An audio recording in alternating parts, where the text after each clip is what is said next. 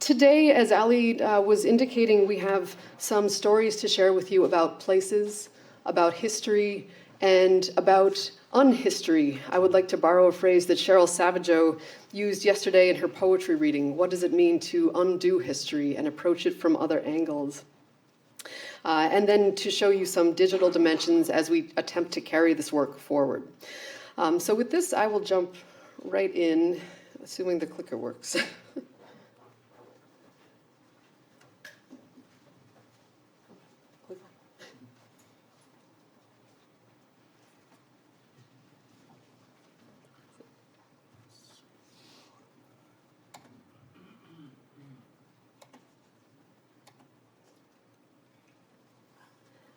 It's not an auspicious opening for something that features digital projects, but I promise it gets better. This book is a culmination of about a dozen years of work going back to a project in college where I took coursework with Lisa Brooks and began learning anew about the place I thought I understood as New England. And much of what I want to share to you is the process of being disoriented and reoriented into native spaces to get us right into place. I've been thinking a lot about rivers, as has Lisa, and it was a joy to come into Providence yesterday at this confluence of several rivers, the Moshassuck and the Woonasquatucket. The river I wanted to begin us with is the Charles River up in Boston. And to begin us from the vantage point of a canoe. What you're seeing here are three Wampanoag community members who in 2010 were taking part in the Deer Island Memorial, which is a commemoration that has happened for a number of years in which tribal community members from across the Northeast have converged on this river and in Boston to recall an enormously painful aspect of history.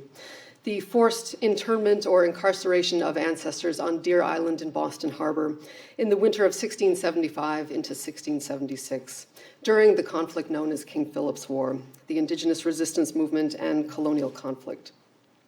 What is being enacted here is a really powerful journey that retraces the route of removal, that returns to this storied island, and that recalls ongoing histories of Indigenous presence in the place only sometimes known as Boston. And I wanted to begin here as a short way of telling you a little bit about my own role in these processes. I am not Native, and when I first attended the Deer Island Memorial, my plan was to stand on the riverbank and witness what was unfolding. And I was very welcome to do that, but pretty quickly people who were paddling these canoes said, "Get in the canoe and help paddle this." And for me, that has been a very transformative thing to think about my own role as a scholar in these processes and how the work of writing history books can contribute to renewed understandings and justice. To give you a sense of injustice, though, what is at stake in Deer Island? The image at top shows you what the island looks like today. And I often like to ask people if you've ever flown on an airplane into Logan Airport in Boston. Yes. If you have done that, then you have seen Deer Island from the air.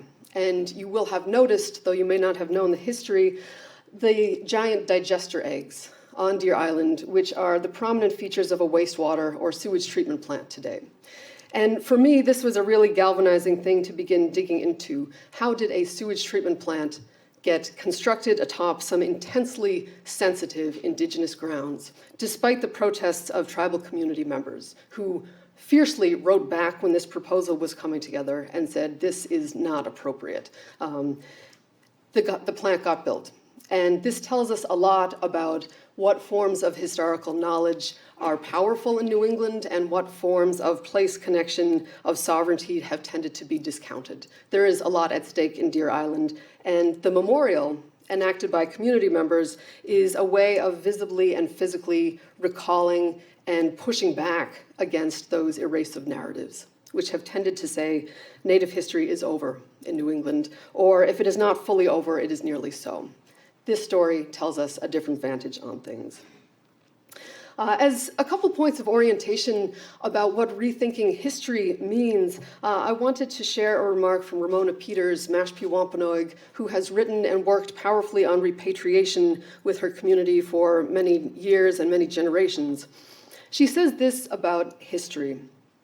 The past has everything to do with who we are in this present moment, both individually and collectively. Personal and collective histories shape our dominant thought patterns, what we value, what we desire, and what we miss. I consider this a really orienting type of framework because it impresses on us that history for Mashpee Wampanoag people, for other tribal communities, is not something that lives in a library or stays inert on the shelf of an archive. It is something that is powerfully present in everyday lives, in everyday experiences and emotions. And this is something that needs to be centered in the kinds of history that we are pursuing. To give you a sense of what Ramona Peters and her relations have been up against, two examples here. One we can see through the event that happens every year in November called the National Day of Mourning, which has taken place since 1970 in Plymouth, Massachusetts. It is a counter-commemoration that was organized beginning in the 1970s as a protest and a response against Thanksgiving narratives that have tended to sanitize these regional and early American histories. This is not a celebration of Plymouth Rock, which is just down the hill from the statue of Massasoit. Instead, this is a place where Indigenous community members, allies, and activists convene in order to recall other histories, the consequences of genocide, and the resilience of communities today. This is an enormously powerful event, and I was glad to have been able to attend it. And this gives us a sense also of the dialectic of history, right? That there are always different narratives happening, and yet some of them have not been as powerfully regarded as others. Another sense of what is at stake more locally here. This image right from the shadow of the Rhode Island State Capitol back in 2010, what you see are community members, allies, supporters gathered with protest signs that say, "Genocide is not a game, stop playing the genocide game." What they are protesting is a board game that had been planned in which players could reenact King Philip's War and could take on the roles of, say, colonial militia and pretend to burn down indigenous villages, and vice versa.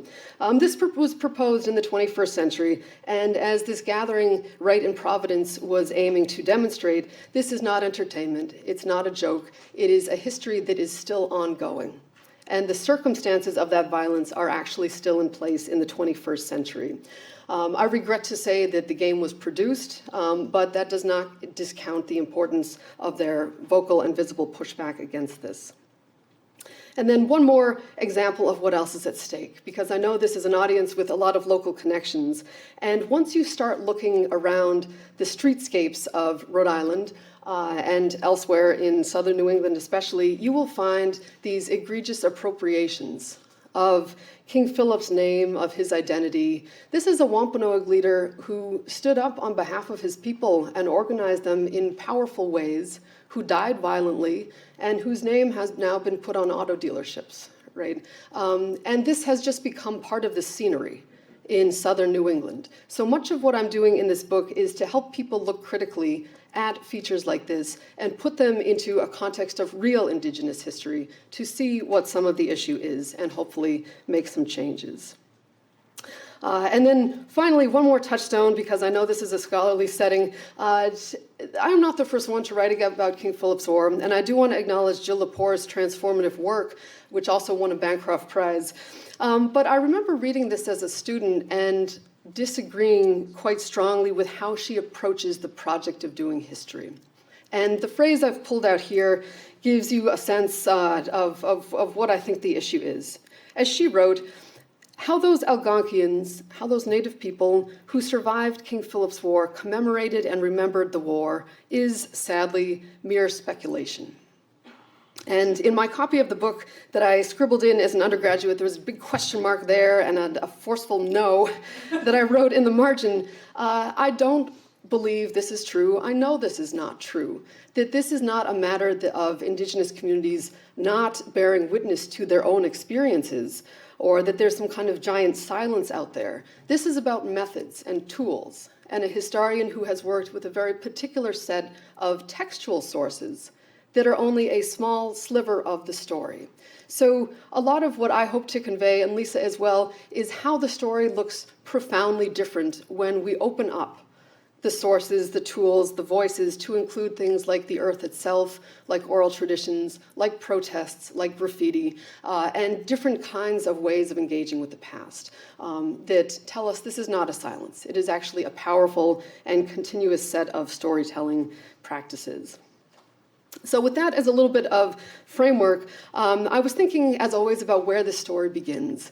And in my book, I point out the dangers of historians starting in the 17th century, as if the story can commence at the moment of colonization. The effect of this is to portray the profoundly long histories that have come before that as just prelude. And that is incorrect. So instead, I begin many of the place stories that I tell with indigenous origin stories, creation accounts, stories of how the land came to be, how homelands came to be, in which indigenous communities have been given sacred responsibilities for particular places and have relationships that are very different from those of colonizers. To give you just one example of this, up from Wabanaki country, this is the English translation of a story as told by Carol Dana, a Penobscot language speaker. And she's telling us part of the Gluskap or Gluskabe story cycle that tells how the land was formed. So I want to read this. Then said Gluskabe to his grandmother, and all of this is happening in deep time, very long ago. Now, grandmother, I am going to travel to search for and transform things so that our descendants may not have such hard times to exist in the future. Now I am leaving and shall inspect the rivers and lakes. I shall be gone long, but do not worry. Then he started off paddling and entered all the rivers emptying into the ocean. He inspected them. Wherever there were bad falls, he lessened them so that they would not be too dangerous for his descendants. He cleared the carrying places.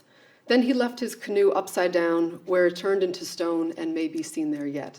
And indeed, it may be seen there yet in the company of knowledgeable Penobscot and Wabanaki community members. This is an insight into the land itself as an archive, a repository of history, of ancestral knowledge.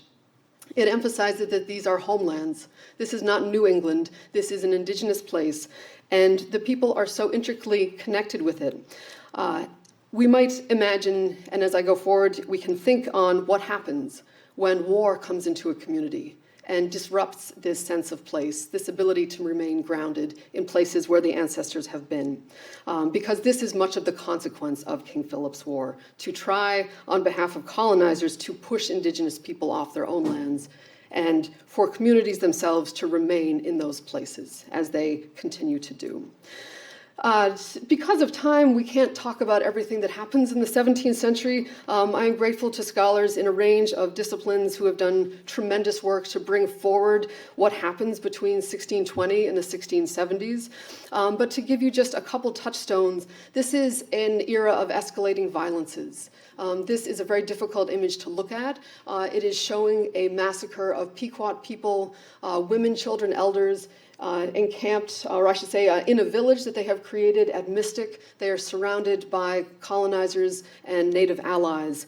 This is beginning to come into Native space, right? Genocidal violence that threatens the very end of these communities. And we need to see King Philip's War in this context of Native leaders who know that their English neighbors are increasingly willing to resort to genocidal violence. And that is shaping the strategies of peacemaking and diplomacy and resistance that communities then take up in the 1670s. There are also spaces of interaction and intercultural communication. One that I really wanted to highlight is the Harvard Indian College, where there's been tremendous community and archaeological work done in recent years. This was a place in the mid-17th century where Native youth, particularly from Wampanoag communities, were sent in hopes that they would gain access to English skills, to English literacies, and then would be able to come back home to their own communities and help their communities navigate things like the English court system, which is increasingly working to dispossess Native people of their lands, right? I mentioned this as well as an insight into historical knowledge and also amnesia. What I mean is that the Harvard Indian College is presently, itself is gone, but there's a dormitory in Harvard Yard, Matthews Hall, where I was randomly assigned to live my freshman year of college. And it has a plaque on the wall that says this is the site of the Harvard Indian College that was organized by people working on this. And I lived there for a whole year and never noticed that plaque. I had no idea that this was a native space. And that is a really telling example of the kinds of histories that growing up I was given to see as normal or as reasonable. And it's through this process of research and working with communities that I now see just how central this is, but also how these erasures or amnesias tend to happen. Moving ahead a little bit to two other places that I want to talk about in the context of King Philip's War as this indigenous resistance movement begins to gain momentum. And both of these have long afterlives that I will touch on. The first of these, and I know Loren Spears is probably going to say some things about this later, is massively important to Narragansett people, to Wampanoag people, the Great Swamp in southern Narragansett country. This is a fertile, rich, resource-replete place. And it's important to emphasize that because that is how Native people have long understood it, as a place of shelter and refuge, particularly during times of conflict. It meant very different things to English colonizers who tended to see swamps as fearsome, devilish haunts, and as a consequence had very little knowledge of the interior of these swamps, right? And it is partly for that reason that Native people come here as the war begins to escalate, knowing that it will be a place of safety and protection. After a long chain of events, it turns out that English military companies gain access to the swamp and the protected village there and attack it and perpetrate a massacre at Great Swamp. And this is enormously painful and significant in the waging of this war. The reason I'm showing this map here is to orient us to just how many wetlands there are in Narragansett country, that this is an environment full of these places that the English had almost no knowledge of. And it's really disturbing to me to see in so many written histories of the war that there's only discussion of what happens at Great Swamp. And there's very little reflection on all of the other places to which survivors of this went, to where they regrouped and regathered themselves in other parts of these homelands. And there's a way that the land itself can help open up those other stories, even though the colonial documents may not go there. One of the places of refuge that is connected to this is in the western part of the region, the Connecticut River Valley, known as Peskeomskud. This is an extraordinary waterfalls in the middle of the river, about its midway point. And Native people have been gathering here for at least 8,000 years, as known through oral traditions and archaeology, probably longer than that. But imagine the enormous continuance and the knowledge about Peskeomskud as a place where people would come in the spring to replenish themselves during the spring fish runs. This is a place of resilience, of sociability, of regathering. And this is where some of these survivors of places like Great Swamp and other parts of the region go during this conflict, as it begins to cause starvation and displacement for tribal communities. They come to Peskeomskud knowing that the food will be there. And under many other circumstances, they would have been safe there. Intelligence comes down to the English further south on the river, and under cover of night, actually at dawn, they wage a surprise attack on the village of Peskeomskud. It is also a massacre in which colonizers are using firearms and also forcing people at sword point over the waterfalls. And as I think about this, it's extremely hard to even narrate this, right? This is a tension Lisa and I have talked about, how much to say about these sites of extreme violence. Wanting to acknowledge what happened, but also not dwell on that moment of destruction. But something that has really struck with me in spending a lot of time at Peskeomskud is how the English turned the land itself against people. They weaponized the land in order to enact destruction against, again, women, children, and elders who are at Peskeomskud. And yet there are also survivors. This is one of the continuing threads that none of these places spells the end of communities, even though colonial histories, as we'll see, have often narrated it that way. As I'll highlight in a moment, most of these places do not show up on colonial maps that are produced in the direct aftermath of the war. There's this enormous erasure, right, of native sites where Native people experienced violences. And instead, you get maps like this that Ali and I are going to talk a little bit about that foreground all the colonial sites that were attacked. And this becomes a very potent memory device that has a long afterlife in how people write about this conflict. So we'll say more on that in a moment. But then also following the story out. The story does not end in 1676 with Metacom or King Philip's death. It continues in disturbing ways. There are native voices of survivors that are present in the documentary record. I'm not sure that Jill Lepore pursued that thread as much as she might have. But for example, there's a court-martial held in Newport in August of 1676 in which named native people who have participated in these various events and borne witness to these violences are telling what happened. They're recalling their own histories, and this takes form in a textual way.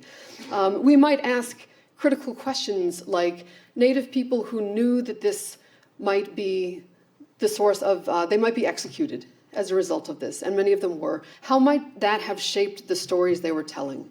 Would they have told things in a way to protect their surviving kin who they knew were remaining in the region? Might they have shaped the story in order to see to other people's survival? Questions to ask, even if we cannot know the answers. I want to follow out a couple threads a little bit further and then draw things together, in part to reflect on what the obligations are today as we come to terms with these violent and traumatic histories. And one of the major themes for me has always been land. What has happened to the land? What continues happening with the land? So what I'm showing you here is a document that talks about the fact that in 1676, colonial soldiers who were participants in the massacre at Peskiamscut, right, the perpetrators of that violence at the waterfalls, were allotted land as compensation for their efforts. And this was a very common thing that was happening in the 17th century, that colonial military folks would be compensated with land, not with cash. And what this is a land deed many decades out, confirming land at a place known as Fall Town in reference to the falls at Peskiamscut. This is how colonizers get land in central Massachusetts as a result of violence. And yet these histories are not well known at a local level. More locally here, what happens after Great Swamp? One outcome of this is that colonial veterans, who again were perpetrators of the massacre down here in Narragansett country, were allotted land at the so-called Narragansett townships, numbers 1 through 7, which I have mapped in a schematic way here. As you'll see, they're not anywhere near Narragansett country. They're up in these northern Wabanaki homelands. And people know almost nothing of this, in part because the town's names change over time, from, say, Narragansett number 4 to Bedford, New Hampshire, right? And I grew up next to one of these towns, Bedford and Goffstown, New Hampshire, had no idea that this is one of these legacies of the war. I guess this is the moment when I also suggest research projects for people, or ways that if you are wanting to do more with this, connect with these communities. And maybe there's a conversation that could be initiated about responsibilities, given how the violence is so directly connected to land. A couple more ways that memory takes form and becomes very contested is through objects themselves. That there are many powerful native-made material items that are seized from Native people as a consequence of this war and collected by New England antiquarians, put in museums, put in historical societies. This example I really wanted to foreground because Lisa and I had a shared encounter with this gorgeous native burl bowl, which is presently held at the Massachusetts Historical Society. They brought it out for us. They gave us white gloves. Lisa did the thing you would expect to do, which was she went over and picked it up, and like the curator comes running out and says, you can't touch it, even though we had gloves. But I want to share this and bring this to your attention because this is such a good encapsulation, a troubling encapsulation of how objects have created these stories of the war. The antiquarians at Mass Historical Society didn't leave the bowl alone. They inscribed gilded lettering inside it. You can't see it from this angle, but this is what it says. It says, this is a trophy taken from the wigwam of King Philip when he was slain in 1676. It becomes a trophy conquest, right? And it's totally taken out of its actual indigenous context as something associated with feasting and sustenance. Mass Historical still has this bowl, as do many local collections around New England. So again, I would invite people to ask questions locally about what is in their glass cases and what might the stories be that might in fact lead to repatriation of these or other kinds of interpretation at the very least. I'm going to skip a couple of these, but we can talk about in the Q&A. But I wanted to wrap up here by pointing to some very recent contestations over these histories. There's nothing that I find more interesting than a monument, but particularly a monument that has been remarked. I tend not to use the word graffiti because what I'm showing you here are some very intentional remarkings. This is the monument that was erected in 1900 at Peskyamscut by local antiquarians with the Pecumtuck Valley Memorial Association, and it tells you almost nothing about what actually happened here, except that Captain William Turner is honored. With his men, he surprised and destroyed over 300 Indians. We have no notion of who these communities are, of the causation of this, or of what happened afterwards. The town becomes named Turner's Falls.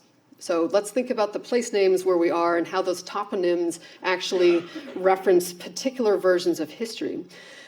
It was much to my interest in doing research out in the Connecticut River Valley to see that this stone continues to attract attention. And here I really want to tip my hat to Pat Rubertone for the work she has been doing on monuments and critical interventions. It was that enabled me to see what's going on at Peskyamscut. On the left here, in the late 90s, overnight, an activist, several, rewrote the message. They stenciled Free Leonard Peltier on it, a reference to the American Indian activist, and they dumped blood red paint over its top. They drew into a different kind of visibility this monument and began posing through the paint some critical questions about whose histories are honored and told and whose are not. And much to my interest, when I was doing research there in 2011, it got remarked again and continues to be the site of active pushback. I think that this invites a lot of questions for us, for communities, in relation to, say, what has been happening through Black Lives Matter and the remarking of Confederate monuments, and whose stories are at stake here. There is a particular racial politics in this case, and I see an enormous need for a critique of settler colonialism in the Northeast, and the way that so much of the memorial furniture that surrounds us, right, is actually an ongoing assertion of colonialism. But the place where I want to end up here, sorry, I always have more slides than I actually want, is out in the Atlantic Ocean. And this is the final section of the book, thinking about the diaspora, the spreading out, the forced removal of Native people, survivors at the end of the war, some of whom are sent, as you can see in this document, to Tangier in North Africa to labor on galley ships. This is a horrific form of enslavement and bondage and is a part of the legacy of this war, the enslavement of indigenous people that is developing at the same time as enslavement of people of African descent. What becomes of them is not presently known, but I continue to hope that another piece of the archival or other trails may surface. And then also Bermuda, where there's been this fascinating, extremely complicated connection or reconnection between descendants who identify as the descendants of survivors of King Philip's War, sent down perhaps to the islands. And in recent years, there has been this utterly important revisitation, kinship building between community members of St. David's Island, particularly, and southern New England tribal communities. I wanted to end here to stress the fact that so much of this memory work, the unhistory or the rehistory, whatever we want to call this, is being driven by communities. It is not something that a scholar has invented. It is something that people with deeply felt needs on the ground are responding to through action and through emotional connection, through stories. And the story keeps on going. So I will stop here on this note so that Lisa can do her bit. And then maybe after that, we could briefly show the website, because I'm afraid of messing up the PowerPoint. Okay, thank you so much.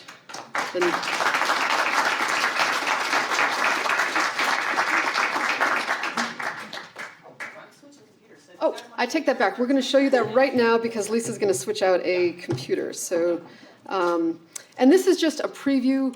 Our hope is that we can talk with folks, whoops, I have messed this up, a little bit afterwards, and over at the John Carter Brown Library, where did we go? Oh, here we go, about ways of reopening history through digital tools. Here we go. And so on this, I really want to credit Ali LaForge for making this happen. We've been talking about this for years. And also Neil Safir at the JCB, who's been an enormously valuable partner. The idea of this, if I can just give the short version, is to revisit documents held at the JCB that invite these other stories, and to give people some guidance about how to delve into, oh, I'm not showing it on the screen. Sorry about that. Control F. Control F? Sorry.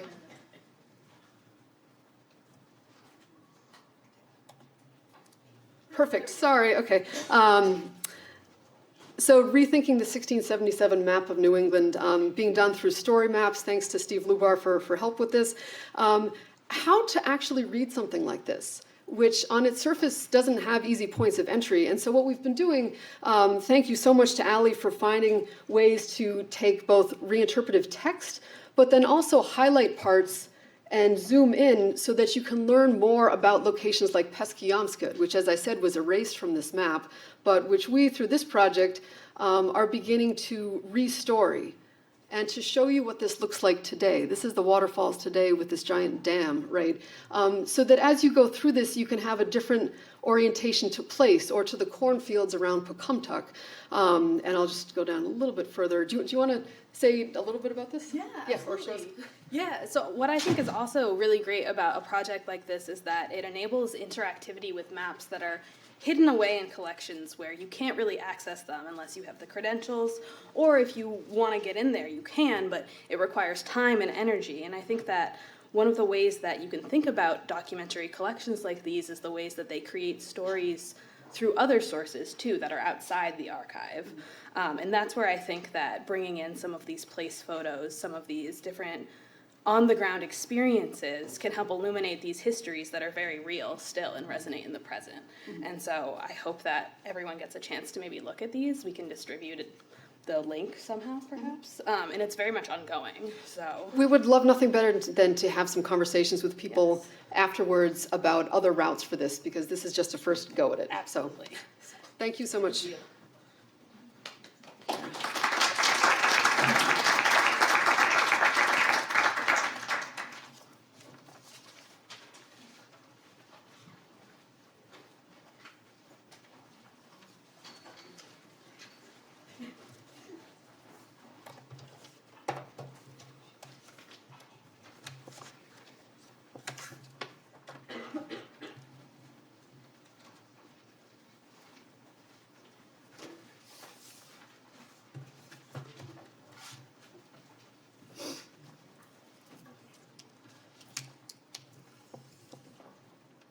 We're getting hooked up. I'll introduce myself. I'm DeLucia Brooks, and I Wabanaki, and I Pemijawasa Tamasiskoy, Niga West, Yao, Koshahava, Ulioni, Lubak, Ulioni, Narragansett, Ulioni, Wampanoag. So I'm Lisa Brooks, and I'm from Wabanaki, which in shorthand we call the Land of the Dawn. And my father's family is from Pemijawasa, which you just saw briefly in northern New Hampshire, and Missisquoi in northern Vermont. And I'll go to the mic now so you can actually hear me, right? And most importantly, I wanted to say thank you to all of you for coming, and to everybody who helped to organize this, also to Christine and Ali for the work you're doing, and most importantly, to the Narragansett and Wampanoag people who are here, whose homeland we're in, and who I'm very grateful to for hosting us here. And I'm really glad, one of the reasons I was really glad to participate in this event is the chance to hear the conversation later today from the folks who are from this place and have been from this place for a very long time. So I wanted to begin today with a word in our language, a wikigan, or a wikigawongan. I'll talk about this in a second, because for me, language is a really important entryway into framing the history differently, as Christine says. But also, as Christine has talked about too, being out on the land and understanding the land as an archive and language as an archive is really important, not just to the work that I'm doing, but I think in my experience, I'm getting older these days, and my kind of long experience now, this is actually crucial to the work that communities have been doing for a very long time with history. So this is not kind of like a new way of doing things. It's actually a very old way of doing things. It's just in some ways, this is just beginning in the last several decades to enter into academic scholarship, right? I wanted to invite everybody to think about these digital projects as part of a long, ongoing tradition, not just as something new, but as part of an older process. And to do that, I can invite you to go directly to the website if anybody wants to interact with it. This is the website that my students and I built, including Allie, to go alongside this book, Our Beloved Kin, and so that you can begin to enter into some of these places, both through the maps that we built and also through some of the place-based images. So you can pretty easily go there. Here, I'll just click on it so you can see it. And you can see that I immediately begin by calling it a digital wikigan. So the first thing I have to answer is, what is a wikigan, right? There's a couple of people in the audience. I know Cheryl knows what I'm talking about, but I know this isn't a word that's yet fully entered the English language too. So a wikigan is an Abenaki word that originally referred to birch bark scrolls. And I'll point out that we can't think about this as a progressive tradition where writing replaces birch bark scrolls. This is a very early version where you can see the French writing here onto the birch bark. This is a later version, a 19th century Passamaquoddy map, right? From one hunter to another. So these things continue on alongside writing.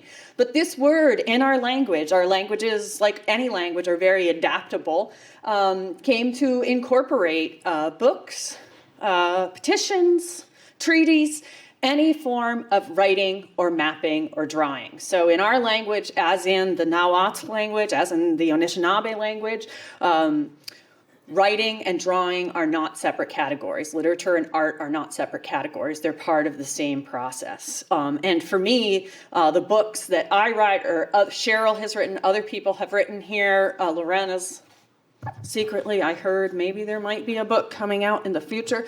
These are all a wikiganak. And in our language, we realize, at least in our generation, that word has become animate. So linguists might tell us we're wrong in saying, oh, you should say a wikiganal if you're talking about plural, because they are inanimate objects. But they aren't to us, right? These are also beings who have their own work to do in the world. So this is, I'm going to do this fancy Command F1 thing. Ready? Let's see if I can do it. Whoa! Okay. Or not. Come on. Fancy back to the, all right. We'll do it the old-fashioned way. Ready? Go back to the PowerPoint. There we go. So this is an activity in our language too. A wikigawongan is an activity in which we're engaged. As Cheryl said last night, our languages are verb-based, so almost everything is an activity, right? Even as I was taught by the Onondaga linguist Kevin Connolly, when in the Onondaga language, you're talking about a tree, you're not talking about an object. First of all, in all of our languages, the tree cannot be referred to as it, right? Has to be referred to as a living being, same pronouns you would use for a human being. However, you're also, he said, if you break it down linguistically, you're saying that the tree is in a state of treeing, right? So we're often actually in a state of writing or mapping or drawing. So even when I'm in the process of creating maps like this, which, as you can see, really are remapping native homelands onto the space that many people think of as New England. That's an activity that we're engaged in. So I don't want this to simply be another object, right? But I want it to be a process. So as you're looking at the map, I want you to think about, what does it mean that this is a land of moving waterways, right? What does it mean that these place names are not just what these places were in the past, right? Sometimes when I use these maps, I'll have local history folks who want to say, use the map in an exhibit saying, can you give me a date for this map? And I say, no, because it's not just the names as they were, but it's the names as they still are, right? And many of us who come from Native communities carry around these maps of place names in our head. They're not just what they were, they're what they are now. And they have identities. The places have identities. And oftentimes, even some of the really intricate place names are named from the perspective that Christine gave you from Boston Harbor, from within the waterways, right? From many of the place names are not, say, standing out on the land looking out. They're from within the waterways, and they're navigational, and they tell you about what the place is, what its identity is. And there's a lot of things that I hope that people think about when they look at these maps. But one of it is that a key to understanding any of this history is to know that this was Narragansett, Wampanoag, and then to the north Wabanaki country for thousands of years, and it still is. And Europeans, whether we're talking about this period of the 17th century or we're talking about now, Europeans are fairly recent newcomers, right? And they were treated as newcomers when they came into these lands. And you can think of a place like Plymouth, although it looms large in American history, it's a very small part of Wampanoag history. And that Providence, the place where we are now, was located within Narragansett space and still is. And that this was based upon a shared space agreement, an allowance of settlers to come into this homeland with agreements of reciprocity and acknowledgement. So I think it's a really important question that's being raised today, is that those agreements, just like these homelands, don't go away after, say, Roger Williams dies, right? They don't go away with the establishment of the United States. And that's really clear, by the way, from the treaty literature. As soon as the United States it comes into political existence, you see Native leaders throughout the Northeast and beyond reminding the quote-unquote new leaders that they are bound to the agreements that they made before and that their ancestors made before. Just because they declare a new nation doesn't mean those agreements are null and void.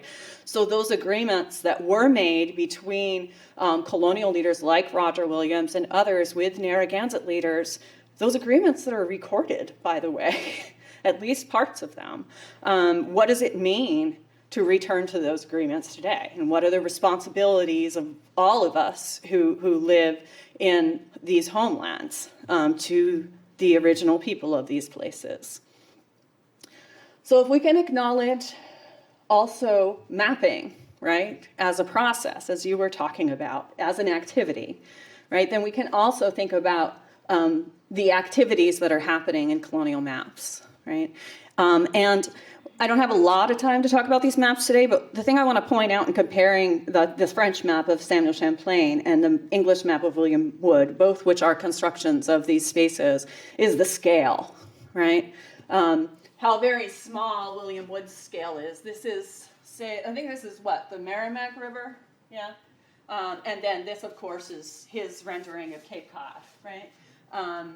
For Samuel Champlain, you know, we're talking about this vast space, like this is the St. Lawrence River up there, right? And one of the things that you'll notice, whether you're looking at the Sellers map that Christine showed or this map here of William Wood, is that there's a lot of space that's off the map, right?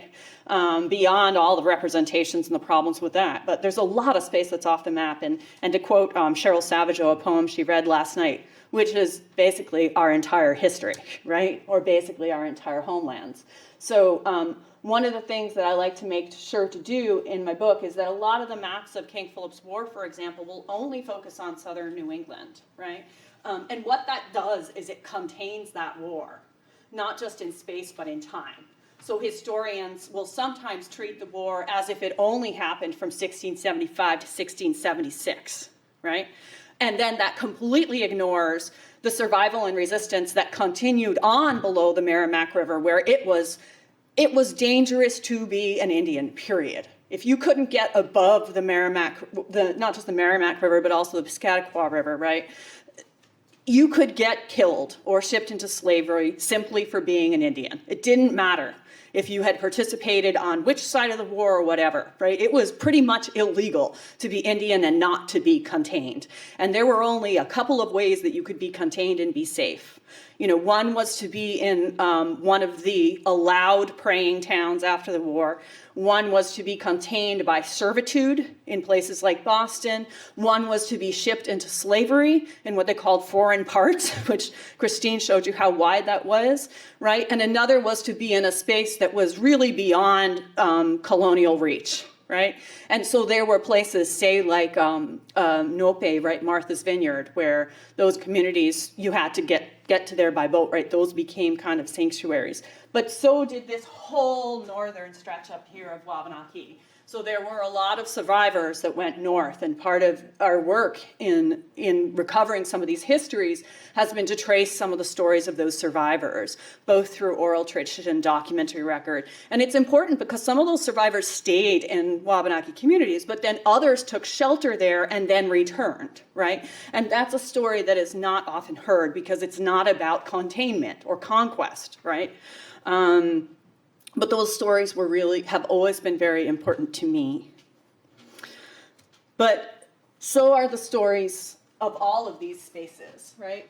And I do want to turn to Sellers or Hubbard's map for a second to show you how even when it comes to spaces that are in southern New England, these maps have more to do with trying to tell a particular English story of the war than they do with, say, mapping indigenous spaces.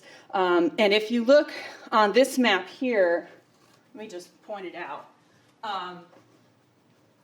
So you can see that they do put Narragansett country on the map, which is really important. And this is, while it is an acknowledgement of Narragansett territory, it's also put on the map because this is done by people who are tied to Massachusetts. Massachusetts and Connecticut are trying to claim Narragansett country in 1677 against both Rhode Island and Narragansett people. So this isn't just put on the map as an acknowledgement, but as a claim, right? But you can see right here that there's this little tiny label right here called Pocasset, right? And you can see that it's at the end.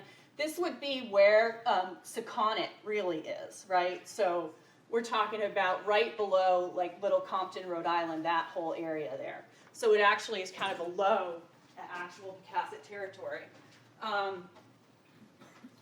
This is actual Pocasset, right? And I highlight this because this is the territory of Weetamoo, the female Wampanoag leader who I spent a lot of the book talking about. And she was a very powerful diplomat. And one of the things that made her so effective is her political alliances and her kinship ties. So as you can see, Pocasset is really, really close to Narragansett territory. And Weetamoo had kinship ties over multiple generations with Narragansett. And that's really important because when she appears in the war, you know, it's as if she comes out of nowhere. And yet she's this person who was in a leadership role for a very long time before the war, more than 2 decades, right? But a lot of that context gets erased. You can see that this is not a tiny little peninsula here, but a pretty wide homeland with extensive trails, waterways, networks. But on Hubbard's maps, this little itty-bitty place. Again, because it's a place that the English wanted to claim. All right.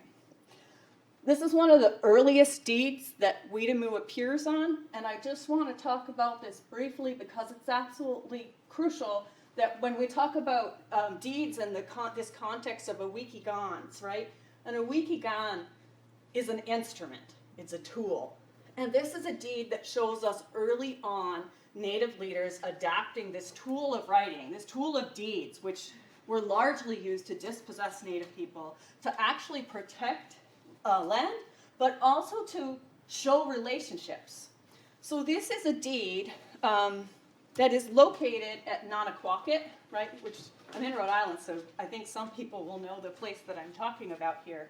This was a crucial place in Weetamoo's homeland of Pocasset. This is a place that had planting fields, that had extensive coastal marshes, right? And the ways that she protected this land from the Plymouth settlers, who, by the way, they had already granted Pocasset Neck to themselves, but they needed acknowledgement from the leaders of that place. They could not get it. And in this deed, Usamequin, or Massasoit, actually testifies to his relationship with Weetamoo, who was known as Namumpum then, as the inheritor of this place, as the legitimate leader of this place, and as our beloved kinswoman and cousin, right? So recognizing the kinship relationships, but also recognizing this as her territory. And Plymouth wanted to give Massasoit or Usamequin the ultimate power over all Wampanoag homelands because they claimed their rights to land through their agreement with him. And in this deed, he makes clear that he says Plymouth cannot claim her lands through him, their agreement with him. She is the only one who has the rights as a representative of her people to negotiate with others over land usage rights. And the only thing she has allowed, she says, is one individual Rhode Islander to live here, right, at this place in Nanaquacket. And part of the reason why this deed is important is in knowing that Plymouth was already trying to move not just through Wampanoag territory, but into land claimed by Rhode Island, right? So you already start to get those real serious conflicts between Plymouth and Massachusetts and Rhode Island. In fact, those conflicts are just as present in the documentary record before the war, perhaps even more so than the conflicts between Wampanoag people and Plymouth, right? Those are just as present.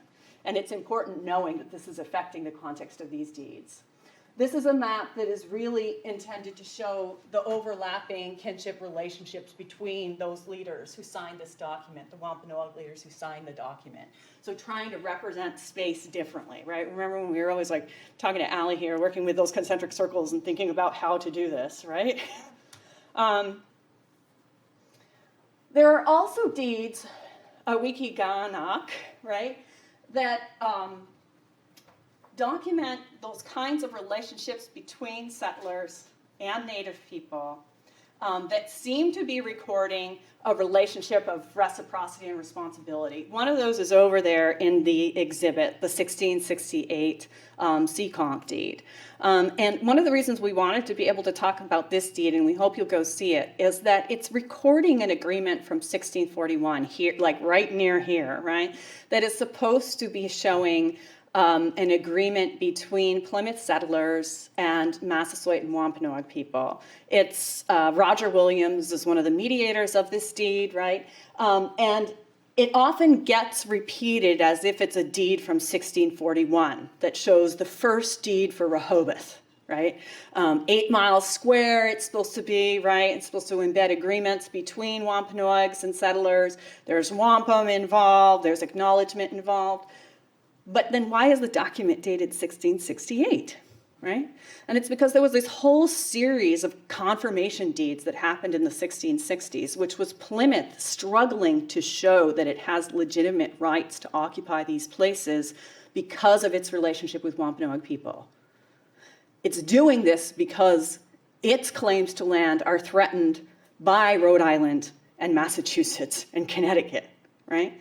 And so Philip actually, his name, Philip, the one who's known for King Philip's War, appears on a whole series of deeds during this time that are confirmations of previous agreements with his father. They're really interesting deeds to dig into. Very interesting, because they often extend the bounds of the original deed. So the 8 miles square of Rehoboth, with every single confirmation deed, becomes bigger and bigger and bigger. I know this because we tried to map it, and it's impossible because it just kept expanding in multiple directions, right? And at the same time, particular Native scribes show up on the deed who are seen by the community, and the community testifies to being not trustworthy. Like John Sassaman is a classic example of this, right? And so that we don't even really know what these confirmation deeds are in that sense, because there's so many murky contexts to them. But it's really important to recognize that They're part of a longer process, right? They're not documents that tell us what happened in 1641. One of the most interesting ones, actually, is we have up on the website concerns Weedemoo, and I just want to show it to you really quickly because this is one that I had been looking at for decades. There's a whole series. That's not the map, that's my daughter. There's a whole series of deeds concerning Weedemoo and the lands, what's known as the Freeman's Deed. This is lands up by a sonnet, so like what became Freetown, what became Fall River, that area of Massachusetts. And these deeds appear in several different secondary sources, like in the 19th century, right, showing the history of Freetown, of Fall River, and even more recent books like Jeremy Bang's Indian Deeds locate them within particular time periods, like 1656 and 1659. If you look at the original documents, which are now, thanks to the Mormons, digitized, this happened while I was working on the book, you can see, if you look up closely here, this is one original deed, supposedly from 1657 here. This is a 1659 deed, right? And here is the survey that's happening later, the survey of the lands, right? This is not a deed. It's the testimony of some of the men who are being given land here, who are testifying to say that they made this agreement with Indigenous leaders in 1657 and 1659. That's what they are. They're actually recordings of testimony, right? That look as if they are original deeds, but they're not, right? They're the validation of this process, of the process of trying to divide up the land into lots so that settlers can improve that land. And it's important for me to talk about this because on the ground, Wampanoag people vehemently resisted the settlement of this land. And in fact, it was one of the conflicts that led to King Philip's War, right? So these documents are as much instruments of war as they are of land acquisition, right? And thinking about how those two things are kind of bound up with each other inextricably in this period. All right.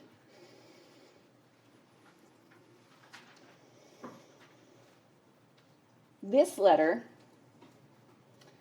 is one that is written right on the kind of edge of King Philip's War, right? So most historians date the beginning of King Philip's War in June 1675. This is a letter that's written a month before the war, and this has to do with what is present or absent in the archives of this war.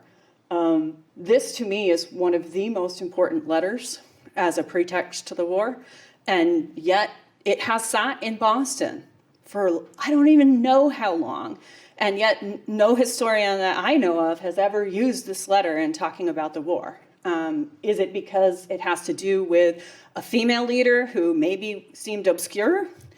Is it because it's written by John Easton, that radical governor of Rhode Island, that Quaker, who somehow often gets missed? I don't know. I don't know the explanation for that absence, but I know how important the presence of this document is. This is a document where Weedemoo is wanting to have Easton write for her so that she can set the bounds of her lands at Pocasset, right? So Plymouth does not have the power or the ability to set those bounds, but she is the one that asserts the power to set those bounds and to determine who will live in her territory.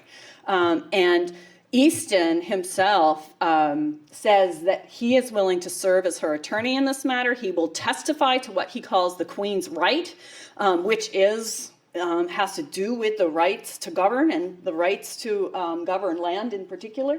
And he says that he knows many Englishmen, who can also testify to the extent of her right, which he says is even greater than what she outlines here, right?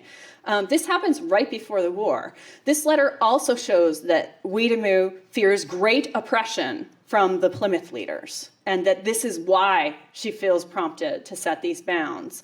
So in combination with other Indigenous sources like John Easton's reporting of King Philip's very similar complaints on the eve of war, it gives us a very complex picture of the causes of King Philip's War, but most important, it really answers to that absence that you mentioned in highlighting Gilles Lepore's kind of mourning of the lack of Indigenous sources, because you can find these statements, right, by Indigenous leaders on the eve of war that show very clearly that it is the encroachments on land and governance, right, the ability to govern ourselves, that is really at the core of why at least the Indigenous resistance happens.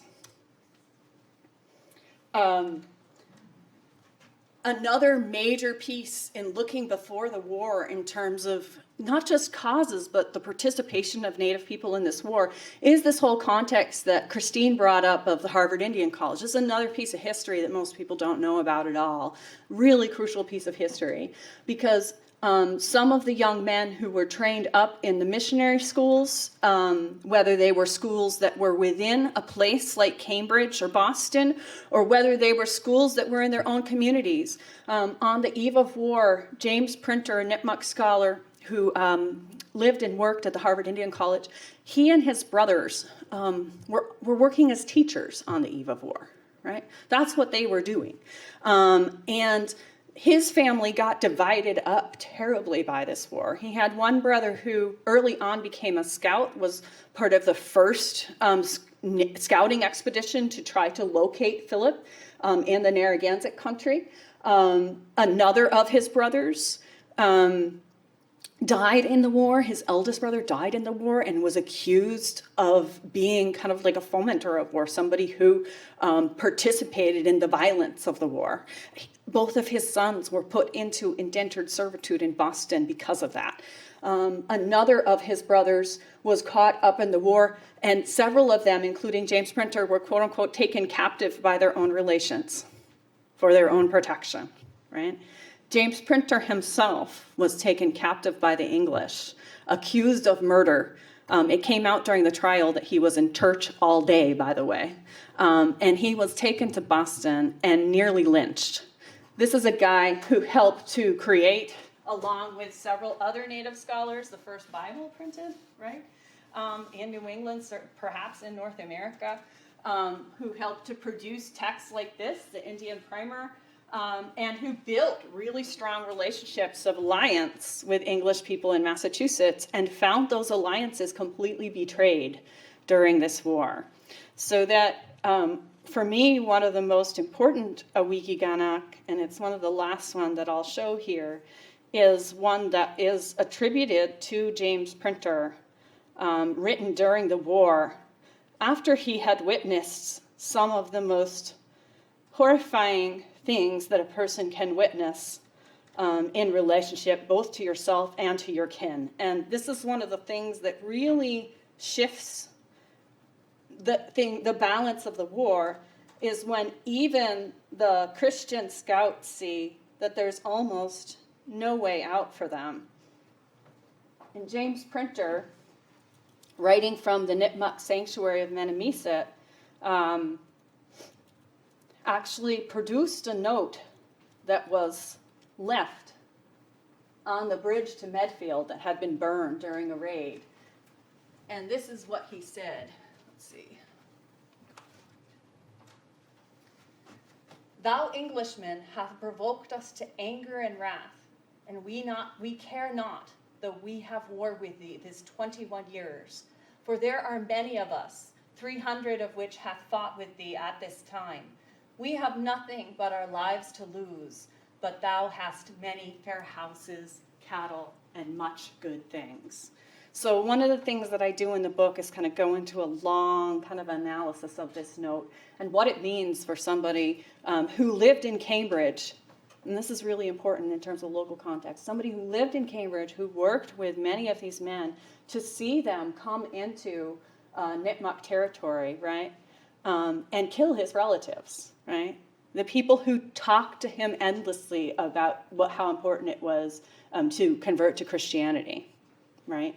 To learn these ways that were seen as more civilized, to come in and commit these acts of violence against his own relations, right? And how that really changed things. And James Printer becomes a really important force for kind of translating the words of Native people to English people from this point on.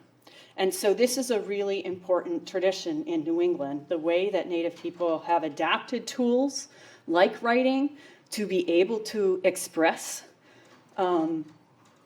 Native analysis, Native points of view about things that are almost unspeakable and unthinkable. And one of the reasons why Jill Lepore found so few sources of, say, Indigenous reflection immediately after the war about King Philip's War is because it was unspeakable.